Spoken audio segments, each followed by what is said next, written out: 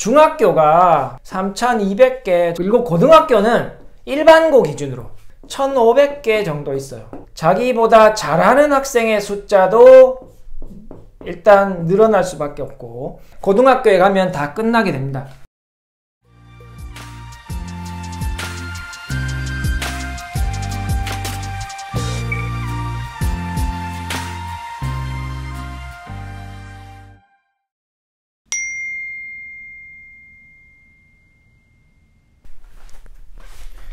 안녕하세요, 안혜선생입니다. 오늘은 고등학교에 가서 성적이 떨어지는 이유를 좀 생각해 보는 시간을 마련했습니다. 많은 분들이 우리 이제 중학교 때는 잘했는데 고등학교에 가니까 성적이 떨어지더라, 그런 말씀을 많이 하시고 실제로 여러분들도 많이 겪으셨고 혹은 그런 말을 이제 주위에서 많이 듣게 되시죠. 그래서 오늘은 그 부분을 한번 생각해 보는 시간을 마련해 봤습니다. 고등학교에 가서 성적이 떨어지는 이유는 성적이 진짜로 성적이 떨어진다라고 하면 그거는 딱 하나입니다. 이유는 공부를 안 해서 그렇습니다. 근데 공부를 진짜 열심히 하고 있는데 그래도 떨어진다라고 하면 거기에 대한 어떤 요인을 생각해 본다면 오늘 제가 말씀드리는 게 그 요인 중에 속해 있을 거라고 생각합니다. 자, 한번 시작해 보도록 하겠습니다. 고등학교에 가서 성적이 떨어지는 이유, 가장 기본적인 이유는 일단 학교의 구조 때문에 그래요. 제가 이거 2020년 기준인데 대략 했기 때문에 20년이나 지금 23년이나 비슷할 거예요. 초등학교가 대략 6,000개 조금 넘습니다. 6,100 몇 개인데 어쨌든 초등학교가 6,000개교 정도 있고 조금 넘어요. 중학교가 전국에 3,200개 정도 있습니다. 그리고 고등학교는 일반고 기준으로 1,500개 정도 있어요. 특목고는 어차피 잘하는 애들이 싹 가니까 특목고하고 자율고 이런 거 해서 몇백 개 되는데 일단 그거는 제외해도 될 것 같고, 그 다음에 특성화고 있잖아요. 예전에 우리가 말했던 실업계교, 그게 또 있기 때문에 그 부분을 제외하고 일반고는 한 1,500개 정도 있습니다. 그러면 딱 따져보면 중학교에서 고등학교로 갈 때, 그죠? 벌써 이제 한 30%는 특성화고로 빠지잖아요. 만약 우리가 커트라인이라고 이야기하는데 보통 20% 30% 사이에 있는 학생들이 특성화고로 빠지니까 우리가 성적만 보자고 하면, 그죠? 그냥 목적을 가지고 특성화고를 가는 학생도 있지만 그게 아니라 성적이 좀 부족해서 특성화고를 가야 하는 학생들이 더 많잖아요. 그러면 그 학생들을 제외하면 그러면 성적이 조금 한 30% 안쪽에 있는 학생들, 상위 한 70%가 일반계교를 가잖아요. 그러면 3,200개 학교를 다니던 아이들이 그중에 30%는 특성화고나 또 좀 최상위권은 특목고로 빠지긴 하지만 그 학생들이 일반계교로 가기 때문에 전교생이 늘어납니다. 그죠? 전교생 수가 고등학교 숫자가 적으니까 늘어날 거 아니에요. 늘어나면 만약에 자기가 어떤 이런 A라는 위치에 있다라고 했을 때 자기보다 잘하는 학생의 숫자도 일단 늘어날 수밖에 없고 자기보다 못하는 학생의 숫자도 늘어나게 됩니다. 근데 어쨌든 A라는 위치에 있던 학생보다 잘하는 아이들의 수가 늘어나니까, 그죠? 석차는 뒤로 갈 수밖에 없죠. 그죠?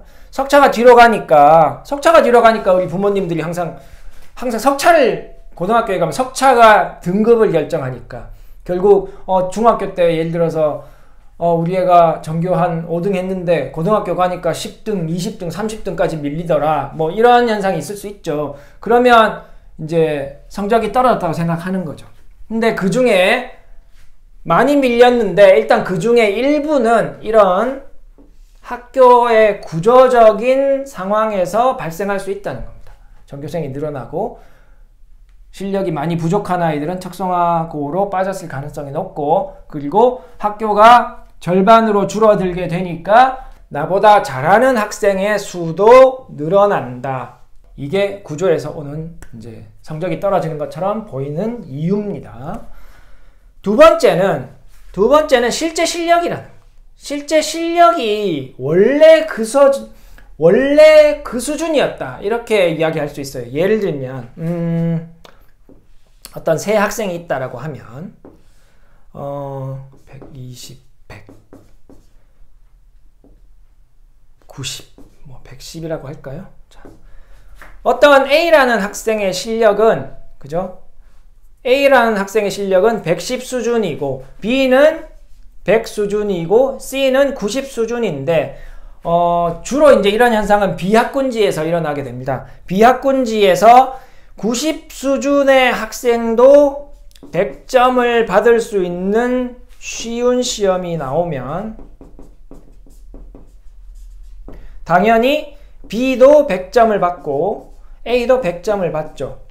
근데 실제는 차이가 많이 난다는 겁니다. 그죠? 실제 실력은 C는 90이고 B는 100이고 A는 110이죠. 그러면 A, B, C 간의 실력 차이가 있지만 문제가 쉬워서 이 실력에 대한 변별이 안 되는 거죠. 이런 경우에 고등학교에 가면 다 끝나게 됩니다. 그죠? 고등학교에 가면 싹 정리되죠. 모의고사 싹 치면 석차가 싹 나오게 됩니다. 얘가 제일 잘 칠 거고 얘가 그 다음이고 이 학생이 더 밑으로 떨어지게 되는 거죠. 그러면 우리 아이는 중학교 때 진짜 100점 계속 받아왔는데 고등학교에 가니까 성적이 안 나오더라. 근데 이 학생은 원래 실력이 90이었다는 겁니다.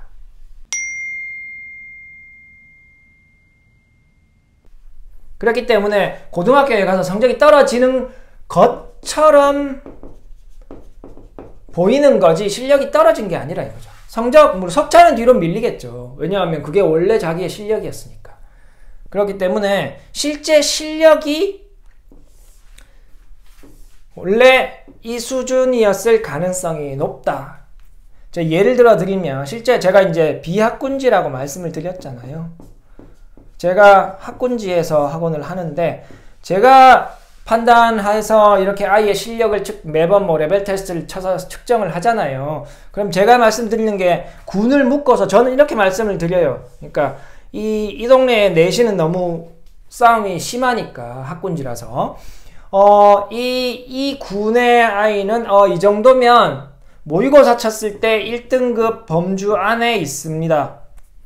이 반에 있으면 모의고사 만약에 중학생인데 고등학교에 가면 2등급 수준은 일단 지금처럼 한다면 지금보다 덜 하지 않고 열심히 한다면 2등급 밖으로는 나가지 않을 겁니다. 이 친구는 3등급 혹은 4등급 수준에 있습니다. 이렇게 안내를 해 드립니다.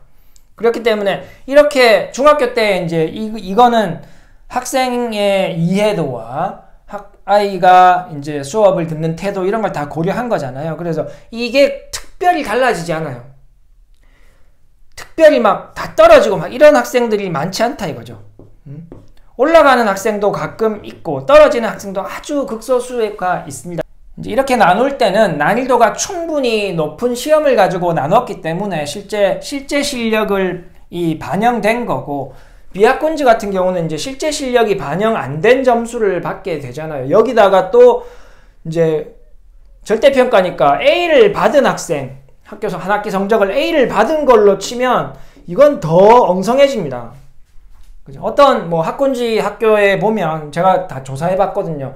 서울에 있는 뭐 학군지의 중학교의 A 비율 이렇게 막 조사를 해보면 50%, 60%까지 A 등급을 받는 경우가 있어요. 근데 그죠? 만약 20%만 A 받았다고 해도 이 20%는 고등학교에 가면 3등급입니다.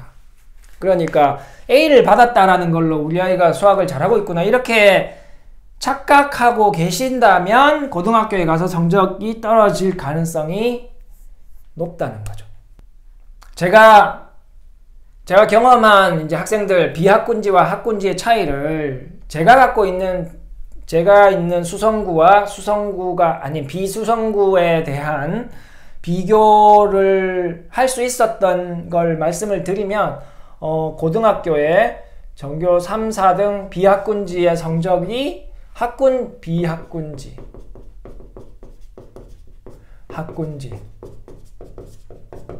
비학군지의 전교 3, 4등의 성적은 학군지에 뭐 100등 성적 정도가 되는 경우도 있었고요.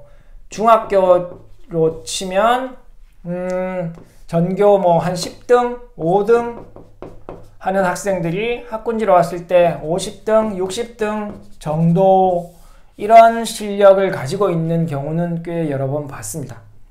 그래서 이제 정확한 실력을 모르고 있다면 이제 고등학교에 가서 성적이 떨어지는 것처럼 보일 수 있다는 거죠. 이런 경우에. 세 번째는 진짜로 성적이 떨어지는 경우가 있습니다. 실제로 성적이 떨어지는 경우는 공부를 안 해서죠. 공부를 똑바로 안 해서 떨어지는 겁니다. 특히 이제 중3 2학기부터 중3 2학기 때부터 좀 느슨해지거든요, 아이들이. 아주 극상위권에 있거나 뭐 그런 경우는 자발적으로 그런 성적을 얻었다니까 엄마가 푸시해서 만든 게 아니라 자기가 알아서 어떻게든 그렇게 극상위권의 성적을 가지고 있는 학생들은 이런 현상이 잘 일어나지 않는데 조금 약간 어중간한 경우에 중3 2학기 때 혹은 기말고사 치고 혹은 중간고사 치고 나서 풀리기 시작해서 한 6개월을 그냥 대충 공부하다가 보면 그 태도가 굳어집니다. 익숙해지는 거죠. 그렇게 대충 하던 태도가 고등학교로 연결되고 그러면 고등학교에 가서 바로 첫 시험부터 성적이 떨어지는 겁니다. 모의고사부터 성적이 떨어질 수 있어요. 왜냐하면 제대로 공부를 안 했기 때문에 공부를 한 학생과 안 한 학생의 차이가 발생할 수밖에 없거든요. 중학교 때 내신 칠 때는 맞췄지만 모의고사 칠 때는 다 까먹거나 그래서 제대로 이제 성적이 안 나오죠. 그런 경우가 좀 있습니다. 최근에도 좀 봤는데 어쨌든 그래서 공부를 안 해서 안 나옵니다. 조금 이제 안타까운 거는 공부를 안 하는 게 급하게 회복이 안 된다는 거죠. 급하게 회복이 안 되니까 더 걱정하게 되는 겁니다. 중학교 때 적어도 1학년, 2학년, 3학년 초반까지는 진짜 열심히 하는 학생이었는데 안 하기 시작하고 그래서 고등학교 올라가서 확 꺾여가지고 이제 공부를 안 하게 되면 굉장히 좀 걱정하시게 되잖아요. 근데 좀 안타까운 게 급하게 내가 너무 놀았구나. 빨리 회복해야지 이렇게 생각하는 학생들이 좀 드물더라 이거죠. 그래서 시간이 조금 걸리는 경우가 있으니까 너무 이제 그런 경우에도 아이를 너무 이제 좀 속된 말로 들볶기보다는 조금 이제 기다려 주시는 게 필요한 시기라고 일단 저는 생각합니다. 제가 오늘 말씀드린 게 구조, 실제 실력, 그 다음에 공부를 안 해서 이런 이유 때문에 고등학교에 가서 성적이 떨어질 수 있다 이런 말씀을 드렸습니다. 물론 또 다른 이유들이 있을 수 있겠지만 일단 저는 크게 이런 상황이기 때문에 이런 상황을 조금 이해하신다면 특히 1번과 2번 상황을 3번은 사실은 안 하는 게 눈에 보이면 성적 떨어지는 이유는 그냥 아시는 거잖아요. 근데 그게 아니라 우리 아이가 뭐 중학교 때와 비슷하게 공부하거나 조금 더 열심히 하고 있는 것 같은데 왜 석차가 안 나올까 이렇게 생각하시는 부분이 있다면 아마 그 부분은 구조적인 문제와 우리 아이의 중학교 때 혹은 고등학교를 가기 위해서 준비했었던 부분 이런 부분들의 실제 실력이 원래 좀 부족하지 않았었냐 이렇게 한번 생각해 보시면 궁금함이 좀 풀릴 거라고 생각합니다. 다음에 또 다른 내용으로 찾아오도록 하겠습니다. 감사합니다. 안녕. 수학 화이팅!